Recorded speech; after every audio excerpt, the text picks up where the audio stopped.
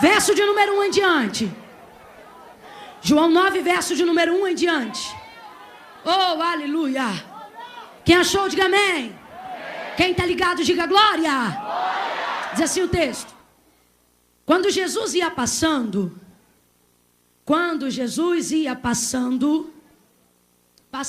aleluia. Oh, aleluia. Quando Jesus ia passando, viu um homem cego de nascença. E os discípulos de Jesus lhe perguntaram: Rabi, quem pecou? Este ou os seus pais para que nascesse cego? Jesus respondendo disse: nem ele pecou, nem os seus pais. Mas isto aconteceu para que se manifeste nele as obras de Deus. Devemos fazer as obras daquele que me enviou enquanto é dia. A noite vem quando ninguém pode trabalhar. Enquanto estou no mundo, sou a luz do mundo. E tendo dito isto, cuspiu na terra e fez lodo com a saliva e aplicou nos olhos do cego. E disse: vai, lava-te no tanque de Siloé, que significa o enviado. E o cego foi, lavou-se e voltou vendo. Verso 24 e 25. Chamaram pela segunda vez o homem que tinha sido cego e lhe disseram: dá glória a Deus, sabemos que esse homem é pecador. E respondeu ele: se é pecador, não sei. Uma coisa sei, eu era cego e agora vejo. Oh glória, quem pode dar um glória por essa palavra? O Senhor tem falado muito forte ao meu coração que o ano de 2016 será um ano marcado por milagres. Milagres. Capítulo 9 do Evangelho de Jesus, segundo escreveu João, nesses versos que nós acabamos de fazer a narrativa do texto, trazem para nós um milagre maravilhoso. Todos os milagres, obviamente, são milagres, e cada um que recebe o seu milagre sabe a maravilha que é viver um milagre. Ninguém pode olhar para alguém e avaliar um milagre como melhor ou maior do que o outro. Quem recebe o milagre é que sabe o tamanho da obra que o Senhor fez. No caso do cego de nascença, nós estamos diante de uma deficiência, diante de uma necessidade tão pungente na vida desse ser humano, que automaticamente para nós e para todos que observam esse testemunho, há de se afirmar em conjunta voz que nós estamos diante de um milagre maravilhoso. A Bíblia vai falar sobre este homem que era cego e cego de nascença. Ele traz para nós algumas verdades que, para mim, determinam nessa noite o rumo profético que o Senhor quer traçar para a nossa vida. O caminho de milagre que esse cego de nascença viveu é o mesmo caminho de milagre que o Senhor quer nos colocar para que nós também vivamos. E para isso nós precisamos entender as estratégias, os percalços e como trafegar dentro desse caminho. A gente vai perceber pelo menos 3 cegos na Bíblia Sagrada que tiveram o seu milagre extremamente noticiado e conhecido por nós através da Escritura Sagrada. Um deles primeiro é o cego Bartimeu. A Bíblia vai dizer que este cego clamava demasiadamente ao Senhor e ele dizia: filho de Davi, tem misericórdia de mim. Filho de Davi, tem misericórdia de mim. E ele clamava e alguém dizia para ele: olha, cesse de clamar, cego, ele não te ouvirá. Mas a Bíblia vai dizer que quanto mais o detinham para que ele se calasse, mais alto ele erguia a voz e clamava: filho de Davi, tem misericórdia de mim. Filho de Davi, tem misericórdia de mim. Quando a Bíblia diz que Bartimeu alçava a voz e falava ainda mais alto, isso me inspira. Isso quer dizer que ninguém vai limitar o que eu creio que vou receber. Ninguém vai frear o que eu creio que vou receber. Ninguém vai paralisar o que eu determinei que estou prestes a receber. Quanto mais alguém dizia: cala-te, cego, a Bíblia diz: mais alto ele gritava: filho de Davi, tem misericórdia de mim. Filho de Davi, tem misericórdia de mim. Eu não sei quanto tempo ele clamou. O que eu sei é que Jesus o ouviu. E quando Jesus o ouve, Jesus volta e pergunta para ele: o que queres que eu te faça? Aí ele diz assim: eu quero ver. E o Senhor diz para ele: então veja. Imediatamente aquele cego passou a ver. Imediatamente. Olha para o seu irmão e diga: na hora. Não, abre a boca, diga para ele: na hora. Ele passou a ver imediatamente. Isso fala para nós sobre o caminho dos milagres imediatos. Bartimeu não fez campanha de uma semana. Bartimeu não fez propósito de 12 dias. Bartimeu simplesmente, naquele momento em que clamou, imediatamente o Senhor voltou, perguntou o que ele queria e liberou sobre a vida dele a cura que ele precisava, acabando com a sua deficiência e marcando um novo tempo na vida de Bartimeu. Isso foi na hora. Isso fala para nós dos milagres imediatos. Numa outra oportunidade, por exemplo, falando sobre outro cego, a gente vai conhecer o cego da aldeia de Betsaida. A Bíblia vai dizer que este cego foi o próprio Senhor, que esteve diante dele e ministrou a cura. Acerca desse, o Senhor também usou saliva. Pegou a saliva, untou nos olhos e tirou as mãos e perguntou para ele: o que você está vendo? Aí ele vai dizer: eu vejo árvores que andam como homens. A visão dele não havia vivenciado o milagre imediato. Então a Bíblia vai dizer que o Senhor agora pega as mãos, impõe a mão sobre os seus olhos por segunda vez e retira. Quando ele retira as mãos, aí ele pergunta o que está vendo, e aí o cego vai dizer que está vendo perfeitamente tudo que está diante dele. Milagre, diga glória a Deus, é mais um milagre.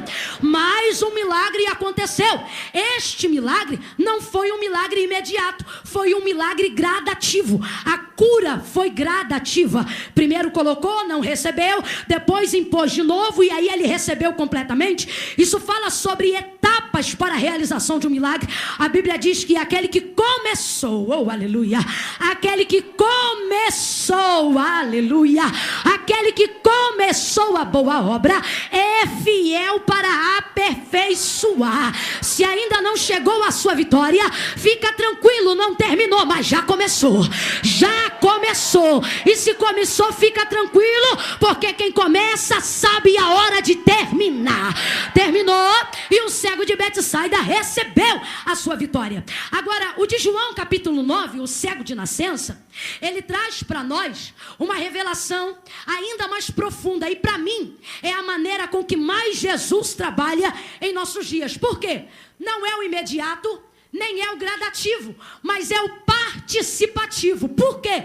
Porque na realização da cura, do milagre do cego de nascença, Jesus jogou a lama e ele mesmo trouxe sobre os olhos a água para tirar a lama. Então foi 50-50, foi 50% operação na maneira direta de trabalhar de Jesus, e os outros 50% para desfecho do milagre foi a disposição daquele homem de ir ao tanque, jogar água no rosto para poder ver. Toda a honra, toda a glória, a execução da cura, a manifestação do milagre foi o Senhor que operou quando impôs as mãos sobre o cego.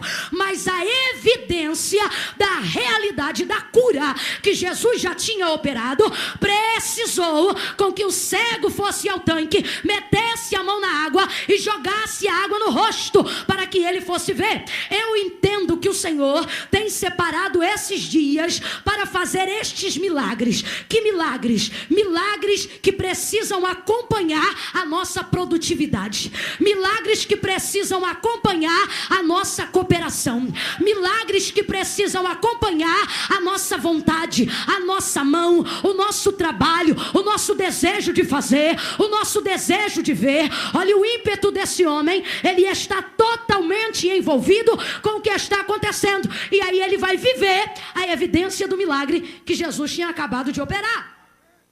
Eu tenho para mim que Jesus está trabalhando dessa maneira nesses dias, porque esta é a maneira mais rápida de que o nome dele seja glorificado através de algo. Perceba, quando Bartimeu foi curado, isso se propagou de maneira extraordinária, porque as pessoas falaram, mas sobretudo porque ficou escrito. Se isso não tivesse ficado escrito, não haveria propagado e alcançado tantas vidas quanto se alcança hoje. O milagre que aconteceu na vida do cego de Betsaida, ele foi tirado da aldeia e ele nem pôde voltar à aldeia para contar o testemunho. O Senhor, ele disse para ele, depois de ter curado ele: não volte mais para lá.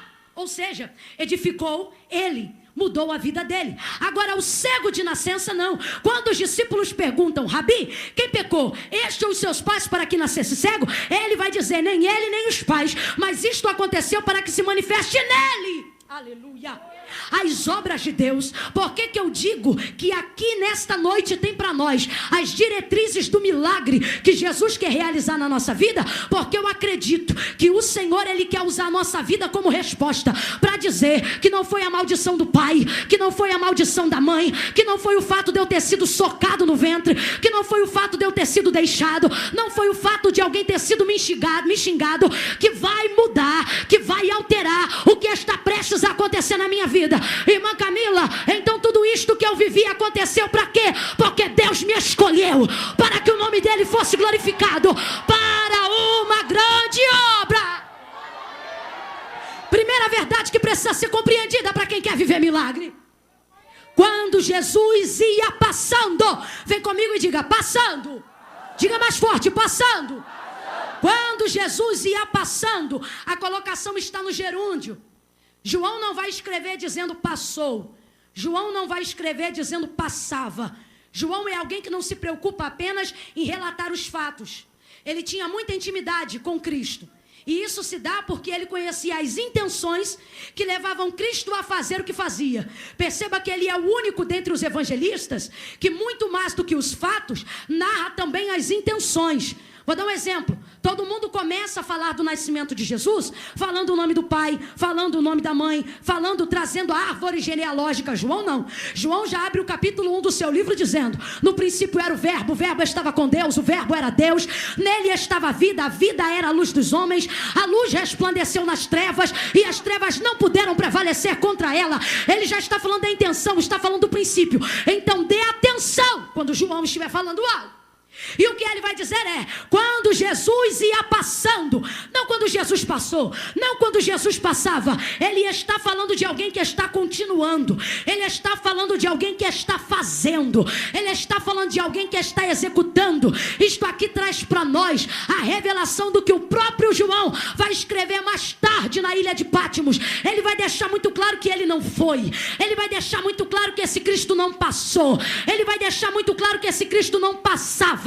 O que ele vai deixar claro é: ele foi, ele é e ele sempre será e continuará sendo. A primeira verdade que precisa ser entendida é: Jesus não mudou. Ele ainda cura, ele ainda liberta, ele ainda restaura, ele ainda trabalha e ele ainda está passando.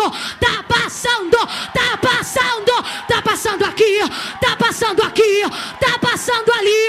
Você precisa crer. Ele não mudou. Não podemos entrar nesse saudosismo bobo em acreditar que os apóstolos tiveram uma oportunidade que nós nunca teremos, em acreditar que eles vivenciaram coisas que nós nunca viveremos. Isso não é uma verdade e o céu não prega isso. Enquanto ele estava na terra, seu poder era executado de uma maneira territorial. Quando ele passava em Samaria, Samaria era abençoada. Quando ele passava em Judeia, Judeia era abençoada. Quando ele passava em Genazaré, lá era abençoado. Quando ele passou em Caná, Caná foi abençoado. Agora, quando ele sai desse corpo corruptível, aí a Bíblia diz: e todo o poder lhe foi dado, no céu e na terra. Chega desse saudosismo ridículo. Isso é espírito de Tomé, aonde você precisa ver as coisas para crer. Tomé tocou nos cravos e se achou por causa disso, mas Jesus disse para ele: tu se acha bem-aventurado porque tocou e creu, mas eu te digo, vou parafrasear porque estou sentindo graça de Deus para isso, mas eu te digo, bem-aventurada aquela moçada que vai estar reunida no dia 9 de janeiro, sem nunca ter visto o meu cabelo, sem nunca ter visto a minha sandália, e vai estar lá levantando a mão, me adorando, não porque vê, mas porque crê. Porque quem crê levanta a mão e adora, mas porque crê. Porque crê. Precisamos entender: o poder que ele realizou enquanto estava na terra foi maravilhoso, mas o poder que ele realiza até hoje, estando à destra de Deus, é ainda maior. Então entenda: você pode não ter tido a oportunidade de ver o que eles viram, mas você vai ter a oportunidade de ver coisas que eles nunca viram coisas extraordinárias. Você precisa crer que Jesus não mudou. Gente, eu preciso passar essa verdade, eu preciso falar sobre isso. Nós precisamos entender, Jesus ainda é o mesmo. A Bíblia diz então que ele estava passando, porque ele não muda. Nessa que ele vai passando, a Bíblia diz, e viu um homem, cego de nascença. Quando os discípulos percebem que aquele homem alcançou a atenção de Jesus, eles começam a questionar sobre a vida do cego, e começam a dizer, Rabi, quem foi que pecou? Foi ele ou foi os seus pais para que ele nascesse cego? De repente a vida do cego se tornou alvo de questionário. De repente a vida do cego se tornou tese de comentário. De repente a vida do cego ganhou todo o foco e toda a atenção. Você vai perceber que tudo isso só aconteceu por causa de uma coisa, porque Jesus, ao passar, viu o homem que era cego de nascença. Eu preciso rogar e pedir que você faça diferente do que a gente está vendo por aí. Tem muita gente afligida com os comentários. Tem muita gente perturbada com a quantidade de indireta que rola na rede social. Tem gente incomodada, deixando de dormir. Já teve gente que cometeu até suicídio por causa do que está acontecendo, pela maneira com que somos questionados. Nós precisamos entender que esse questionamento e esse comentário, ele tem um propósito, e não é maligno, não é maligno, porque aquele que é de Deus, o maligno não toca. Tem gente que entrou hoje aqui, está dando glória, mas está perturbado, está esperando chegar em casa para pegar um pedaço da mensagem e usar para alfinetar alguém. Pega a cabeça do alfinete, vira ao contrário e alfineta a si mesmo. Não fica preocupado com os comentários alheios. Não fica preocupado com o que o povo está comentando. Irmã Camila, mas de um tempo para cá, minha vida ficou assim. A minha também é desse jeito. Sabe o que eu acho interessante? Tinha um baile chamado Baile do Zé Duro. Quem lembra desse baile aqui? Eu não sei. Tem alguém aqui que lembra da época? O Baile do Zé Duro, gente, era uma coisa terrível. Eu me lembro que ali o ingresso era 50 centavos e colocava na nossa mão. Aí quando colocava na nossa mão, para você ver como é que a gente tinha tanto dinheiro, a gente lambia e colava na mão do outro, para o amigo poder entrar também. A gente não era crente, era uma vida totalmente desregrada. A roupa era desregrada, o linguajar era desregrado, vivia no colé, como se isso fosse inteligência, como se isso fosse cultura. Andava de qualquer maneira e achava que estava na onda, porque 15 cabeças na praça te conhecia por nome. Palhaçada, o Senhor querendo te usar para influenciar a nação, e você fica de colé para poder ser popular. A nossa vida era assim. A gente não tinha conhecimento, não se vestia direito, não falava direito, não andava direito, ainda mentia para pai e mãe para poder curtir um pouquinho da noite. Nessa época, ninguém via o que eu falava, ninguém via o que eu vestia. Nessa época, ninguém tomava conta da minha vida, ninguém queria saber que horas eu saía e que horas eu voltava para casa. Tem gente que está aqui que era chincheiro da pesada. Ninguém se preocupava com que dinheiro você comprava, ninguém se preocupava de onde aquilo vinha, ninguém queria saber por que você estava doidão. Basta Jesus olhar para você, basta você entrar na presença dele, basta ele entrar na sua presença. Escuta isso, que de um tempo para cá, quando a nossa vida muda, é só querer seguir um caminho de santidade. Aí começam a perceber, começam a medir o comprimento da nossa saia para saber se está na doutrina ou se não está. Começam a olhar para o comprimento da nossa manga para saber se a gente presta ou se a gente não presta. Começam a olhar para o comprimento do nosso cabelo para saber se aparou um dedo ou dois. Começam a olhar para ver se a calça da irmã está apertada ou se está larguinha. Começa a olhar para poder ver o que está falando, aonde está andando. Antigamente você entrava e saía com uma cabeçada de gente que não tinha nome nem endereço. Hoje, quando o culto acaba, alguém vai te levar embora, já quer saber, tá namorando, tá pegando, é da fulana, é do não sei o que, é dessa maneira, e a coisa começa, e isso oprime a gente fica oprimido, porque a nossa vida começa a ser alvo de comentário, e isso vai indignando a gente. Covardia não tem nome, mas costuma ter endereço. Aí começam aqueles posts de gente que diz que tá sarada, mas não tá. Post de gente que não tá sarado costuma ser assim, ó, tem gente que... E a gente sabe que a gente, às vezes, é a gente. O endereço é certo. E como a gente sabe onde a gente mora, a carapuça serve. E isso fica perdendo, fazendo a gente perder o sono. Perturbado em como a gente vai responder tal afronta. Utilizando-se da arma da covardia. Ou então, para quem é mais cara dura, vai e procura o outro mesmo e discute. E envergonha o evangelho. Só que hoje, o Senhor trouxe uma palavra de paz. Porque Ele não levantou jovem para a guerra. A nossa guerra está em fazer paz. A nossa guerra está em fazer paz. E o que ele está dizendo é: fica tranquilo, vai dormir, para de responder alfinetada de Facebook, para de ficar ligando para poder se justificar com fulano A, fulano B. Por quê? Olha para o texto, o questionário só está começando. Por quê? Porque Jesus te viu. De um tempo para cá só querem saber porque Jesus viu. Antigamente a gente não cantava nada, não pregava nada, ninguém queria saber de nada. A gente bota a Bíblia debaixo do braço e o comentário começa. Jesus está dizendo: fica em paz e vai dormir tranquilo.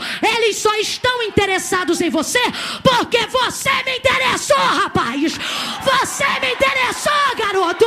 Você me interessou, garota. Não eram poucos, mas eram muitos cegos, eram muitos coxos, eram muitos paralíticos. Me mostre na Bíblia Sagrada quantos ganharam notoriedade. Todos aqueles quanto Jesus viu. O problema não é a roupa. Catuca o teu irmão e diz: o negócio é que Jesus te viu. Olha para ela e diz: não é a cor do teu cabelo, é que Jesus te viu. Não é o comprimento da tua saia só, não. É que Jesus te viu. Jesus te viu. Jesus te viu. Ao invés de ficar sem sono, era para você estar dormindo tranquilo. Ô Maria, mas a Joana disse isso e isso de você. Maravilha. É porque Jesus me viu, porque antigamente ninguém falava nada. Se agora estão falando é porque Jesus me viu. Entenda. O cego de nascença não era tão interessante assim aos discípulos. Ele se tornou interessante para eles, porque ele foi interessante para... Se Jesus se interessa, eu me interesso. Sabe qual é o nosso problema? É que a gente quer que a sociedade desperte por nós o interesse que Jesus despertou quando nos viu. Mas a Bíblia diz que Deus não vê o homem como o homem vê o homem. Esse é o nosso problema. Achar que porque ele nos viu como nós somos, os outros também nos verão como ele nos vê. Acorda. Jesus vê de um jeito que o homem não vê. Deus vê de um jeito que o homem não vê. A sociedade olha para o que você faz. A sociedade olha para o que você tem. Jesus é o único que te olha, não pelo que você faz, nem pelo que você tem, mas por aquilo que você... Olha aqui o texto. E passando Jesus, todo mundo só vai falar cego, cego, cego, cego, cego, cego. João vai escrever e vai deixar claro: passando Jesus, antes de ver o cego, vai dizer: passando Jesus, viu um homem. Alguém olha e só vê um cego. Antes da cegueira, Jesus vê a humanidade dele. Aí talvez você pense: irmã Camila, não faça revelação não. Só falou que era homem porque não era mulher. É para destacar a característica do cego. Ô, meu irmão, não é isso não. Lembra de Jó, capítulo de número 1, quando Deus vai dar testemunho de Jó a Satanás? Entenda, nada daquilo que você tem e nada daquilo que você faz chama a atenção de Deus. É por isso que a graça é um escândalo, porque nela não tem lugar para mérito. Nela não há resposta para isto. Escute isso. Quando Deus chama Satanás para dar testemunho de Jó a ele vai dizer assim: tens tu visto o meu servo Jó? Jó era o homem mais rico da época. Dentro da terra de Jó, dentro da terra de Uz, Jó era tão ovacionado pela sociedade que em dado momento no texto conta-se que ele assentava-se à cadeira e quando recebido pelos seus irmãos, pelos seus vizinhos, no banquete ou no centro da cidade, pegavam cada um a perna da cadeira, levantavam para o alto e ovacionavam Jó o sábio, Jó o filósofo. Jó era um homem tão entendido, tinha tanta riqueza, tanto dinheiro, que os sacrifícios dele eram grandiosos, os banquetes dele eram maravilhosos. Ele tinha sabedoria, ele tinha riqueza, ele tinha educação, ele tinha destreza, ele tinha a composição, ele tinha o verbo, a cadência, ele tinha a destreza, ele tinha o traquejo. Ele foi um homem extraordinário. Mas quando o Senhor foi dar testemunho de Jó a Satanás, não falou de nada que ele tinha, tampouco deu testemunho do que ele fazia. Quando o Senhor foi dar testemunho de Jó a Satanás, ele disse assim: Satanás, tens tu visto meu servo Jó? Não há nesta terra homem íntegro, reto, sincero, temente a Deus e que se desvia do mal como meu servo Jó. Não falou nada do que ele tinha, nem falou nada do que ele fazia, mas usou 5 características para dizer quem ele era. Escute isso. Aí Satanás pensa que Jó é porque tem. Aí diz assim, deixa eu tirar tudo que ele tem, que o Senhor vai ver quem ele é. Como Deus sabe quem a gente é, como Deus sabe quem Jó é, diz, então tira. Porque você quer tirar o que ele tem, para mostrar que ele é porque tem. Mas eu vou te mostrar que ele tem porque é. Quem entendeu, entendeu. Quem entendeu, entendeu. Quem entendeu, entendeu. Aí tira tudo que ele tem. E quando tira tudo que ele tem, Satanás volta no contexto e ele diz, olha, eu já tirei tudo que ele tem e ele não deixou de adorar. Estou parafraseando. Aí ele diz assim, deixa eu tocar na vida dele, pele por pele. E tudo que o homem tem, isso ele dará. Aí o Senhor diz para ele, não por quê? Porque você tocou no que ele tinha para saber se ele era o que era porque tinha. Agora que você viu que ele não é porque tem, mas que ele não tem porque é, mas é porque tem, você quer tocar na vida dele. Aí ele disse não, por quê? O Senhor está dizendo, eu vou deixar claro que o que ele tem você pode tocar, mas em quem ele é eu não deixo.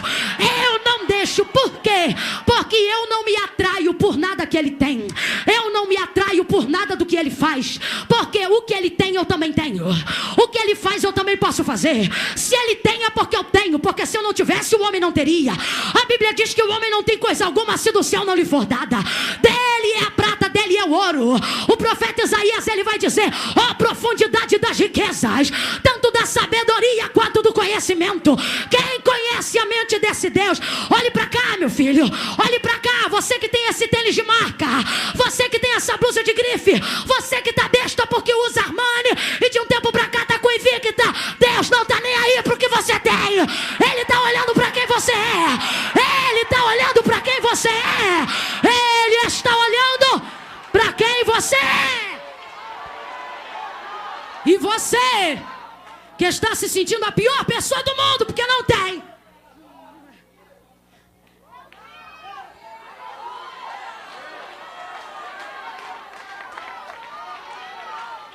Oh.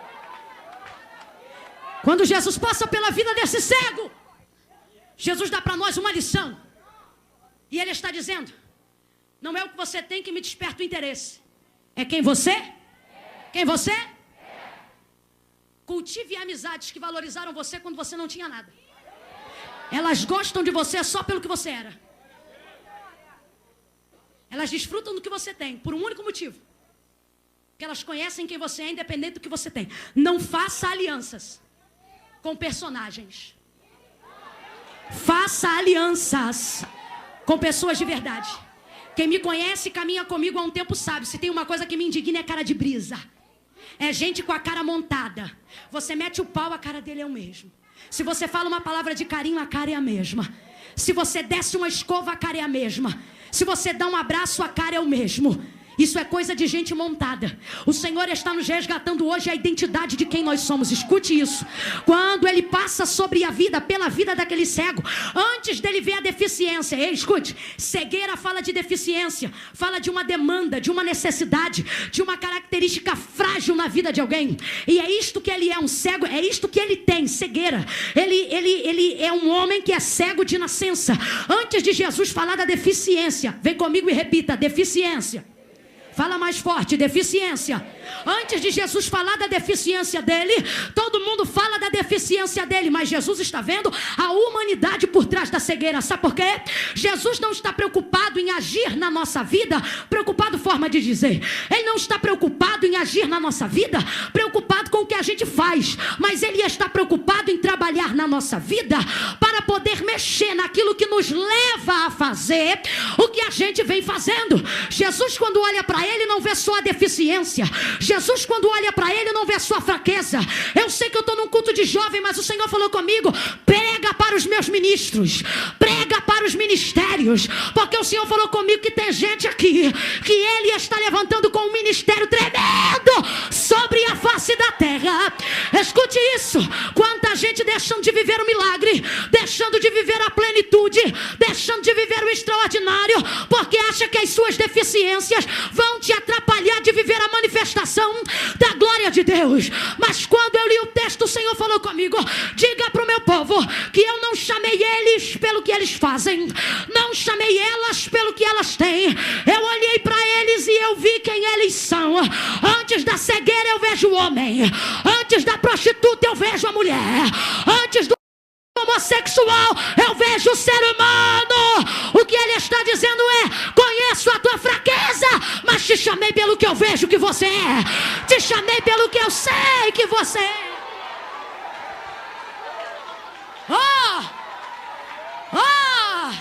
Eu tenho que falar isso aqui.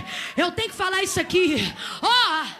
Quanta gente já era para estar cantando, arrebentando a boca do balão, tirando almas do inferno, resgatando gente. Tem gente aqui que no poder de um abraço já era para estar libertando pessoas na faculdade. Você acha que é difícil pregar, mas eles não acham difícil receber. A necessidade do mundo é maior do que a nossa competência, de tal maneira que eles só querem Jesus. Então a maneira com que você os entregar, eles vão receber, mas a gente não faz. Sabe por quê? Ficamos preocupados com as nossas deficiências, com as nossas mazelas, como se Deus não as conhecesse quando nos chamou. Sabe o que eu acho lindo? Eu tenho deficiências, mas elas não são maior do que o propósito de Deus na minha vida. Esses dias eu estava sentado assim no sofá, falei: Jesus, só o Senhor mesmo para me chamar. Porque quando você olha para as suas deficiências e olha para o que Deus está fazendo, a sua única conclusão é: eu não mereço. Eu não mereço.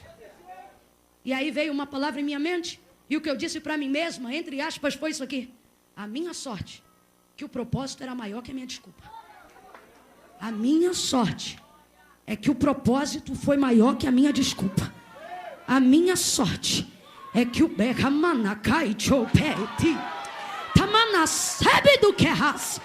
Para de ficar nessa neurose de crise de identidade, de achar que você não pode ser um pastor, não pode ser um pregador, não pode ser um moço de Deus, não pode ser uma mulher cheia do Espírito Santo, não pode ser uma menina sapecada debaixo da glória. Para com isso. O Senhor está dizendo para mim e para você: olha, gente, presta atenção.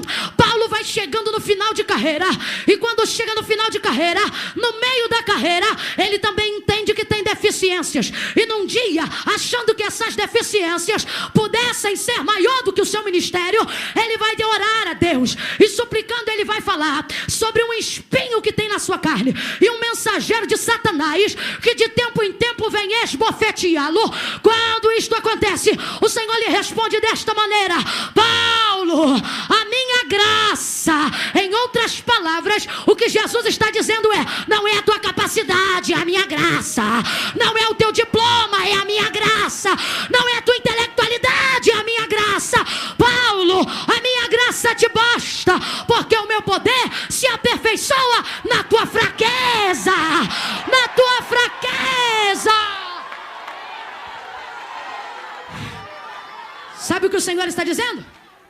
Vai com espinho, mas vai com bofetada, mas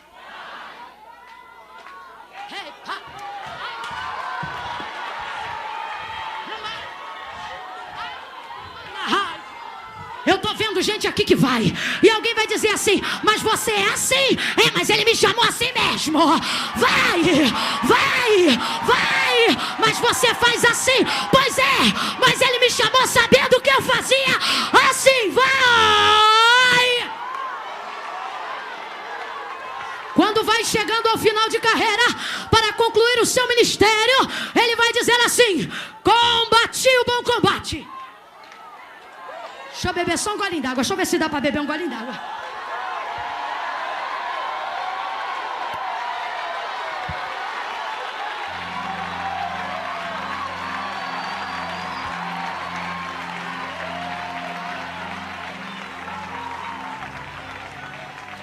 Quando ele diz combati um bom combate, encerrei a carreira e guardei a fé, você não vai ver Paulo encerrando o ministério dizendo: eu venci.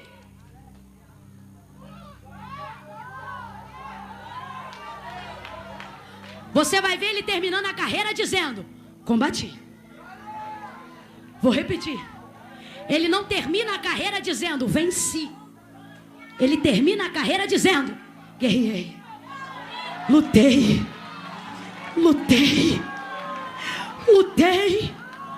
Lutei. Tem gente que está querendo parar por causa das deficiências da vida. O Senhor está dizendo, não que seja bonita se carregá-la, mas bonito é não se conformar com o que carrega. Olha o que ele diz: não vos conformeis, transformai pela renovação do vosso entendimento. Jesus sabe quem você é, independente do que você faz. Sabe quem você é, a despeito do que você tem. E Ele nos trouxe nessa noite para forjar em nós um caráter que glorifica o seu nome, uma personalidade que o engrandeça. Ele passa pelo cego, e os questionários são assim. Essa palavra é profética. Os questionários são assim: Rabi, quem pecou? Ele ou os seus pais para que nascesse cego? Eles estão perguntando como quem querem saber, mas a verdade é que não tem busca de conhecimento, tem excesso de julgamento na pergunta que está sendo feita. Quem quer saber pergunta, não entrega a resposta. Eles estão perguntando, já entregando a resposta. O que eles estão dizendo é o seguinte: Rabi, é só falar se foi o pai ou a mãe, porque uma coisa ou outra a gente já sabe que foi. Aí Jesus falou comigo: diga ao meu povo que eu sou a terceira alternativa. Senhor, como tu és a terceira alternativa, se no questionamento só tem dois? O Senhor falou comigo: exatamente, diga ao meu povo que eu sou a resposta que ainda não dei. Não, você não entendeu ainda não. Você vai ver que o cego não abre a boca em momento nenhum. Jesus está falando perto dele, os discípulos estão questionando perto dele. Parece até que ele não existe, mas ele está ali. Agora Jesus vai trazer uma resposta, obviamente, pergunta que está sendo feita. Resposta: o que sou a terceira? Senhor, resposta que ainda não dei. Ainda não. Perto dele, os discípulos, parece até que ele não existe. Resposta, obviamente, e agora Jesus vai trazer uma pergunta que está sendo feita. Resposta: o que sou a terceira? Mas ele está ali. Senhor, resposta que ainda não dei. Ainda não.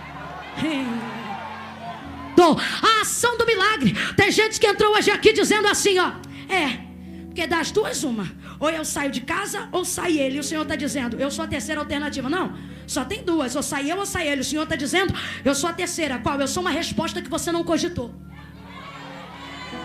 Eu sou uma ideia que você não teve. Eu sou um sonho que você não sonhou. Não, tem pouca gente que está entendendo isso aqui.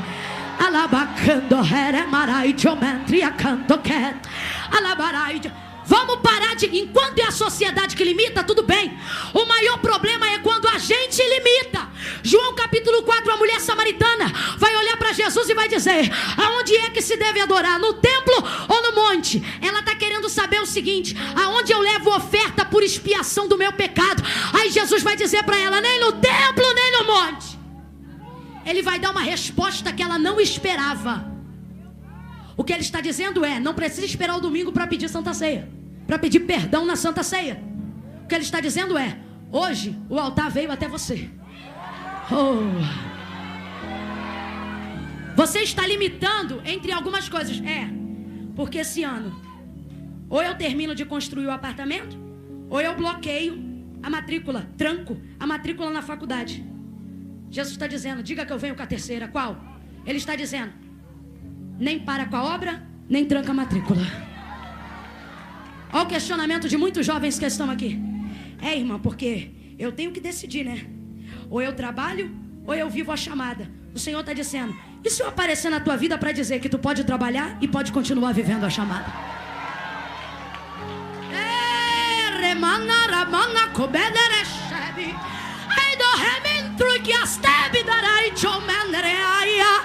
Levante a sua mão, porque eu vou profetizar. Eu estou sentindo a atmosfera de Deus favorável para isso. O telefone vai tocar com uma resposta que você não imagina. Tem uma surpresa de Deus ainda este mês. 2016 vai ser ano de surpresa para muitos. para muita gente. Pega na mão do teu irmão. Pega na mão do teu irmão.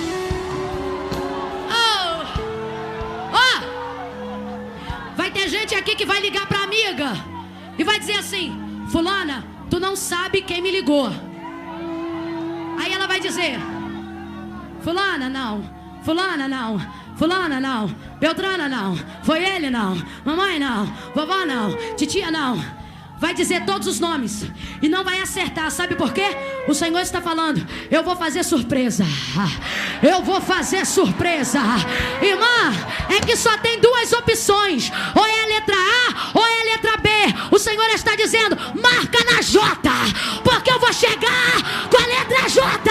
É Jesus! É Jesus! Jesus tem novidade. Jesus tem novidade para o teu ministério. Jesus tem novidade para o teu ministério. Jesus vai te abrir os olhos. Jesus vai te entregar uma nova visão.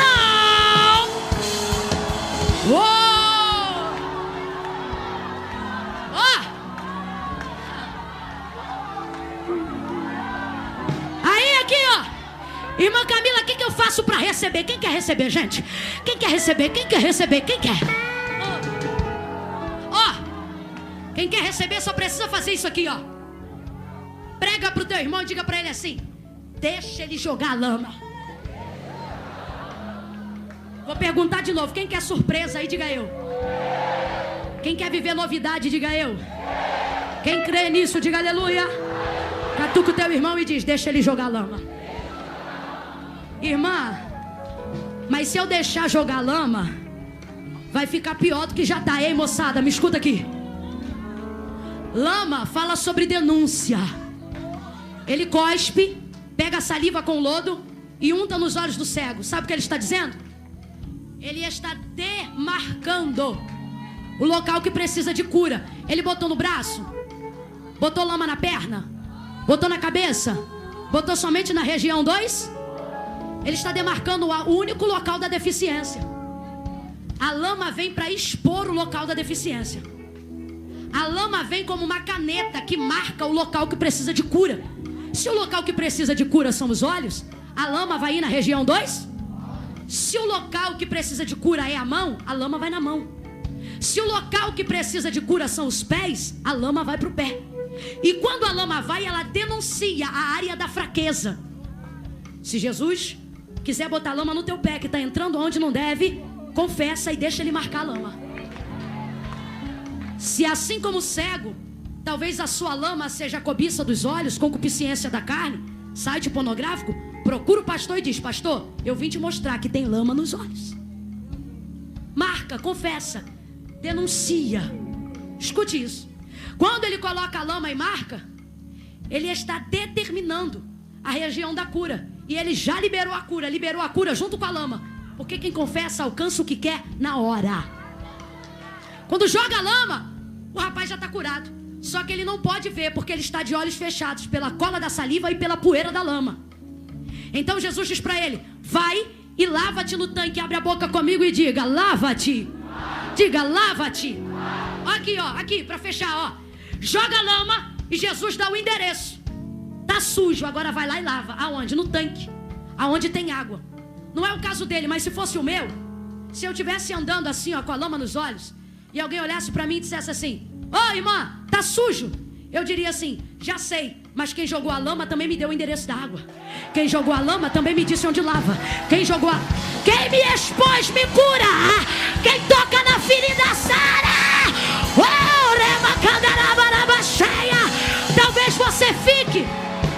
Talvez você fique constrangido por um tempo.